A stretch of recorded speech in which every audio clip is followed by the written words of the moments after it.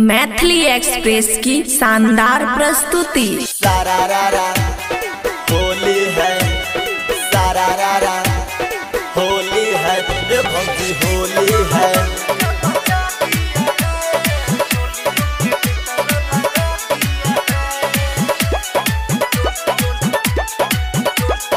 होली है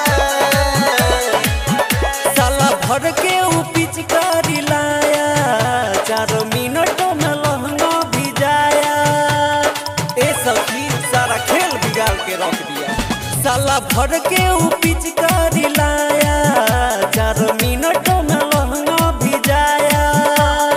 सारारारा पूरा लाल हो गया है, बुरा हाल हो गया है। साला होली का मजा लिया है, बीच वाला तनिका बचा दिया है, चोलियों के भीतर लगा दिया है।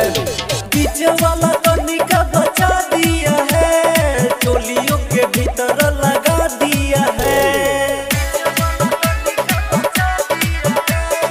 होली है, ये भौजी होली है।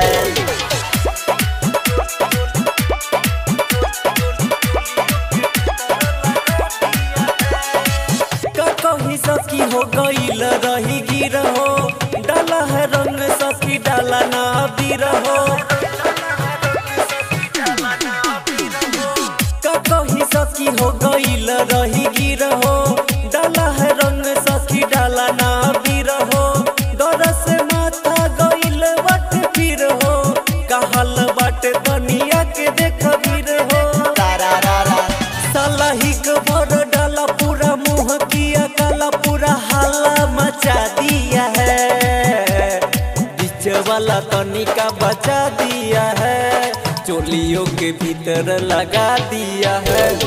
बीच वाला तनिका बचा दिया है, चोलियों के भीतर लगा दिया है।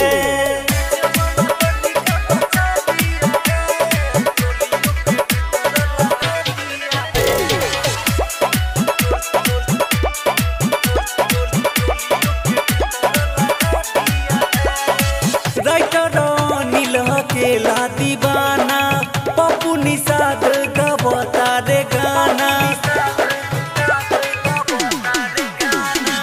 राइटर नील अकेला दीवाना, पप्पू निषाद गवता रे गाना।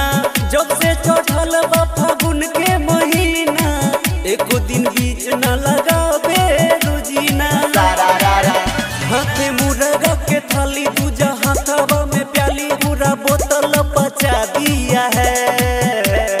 बीच वाला तनिका बचा दिया है, चोलियों के भीतर लगा दिया है। बीच वाला तनिका बचा दिया है, चोलियों के भीतर लगा दिया है। Ambedkar digital recording studio, Chandauli हाट।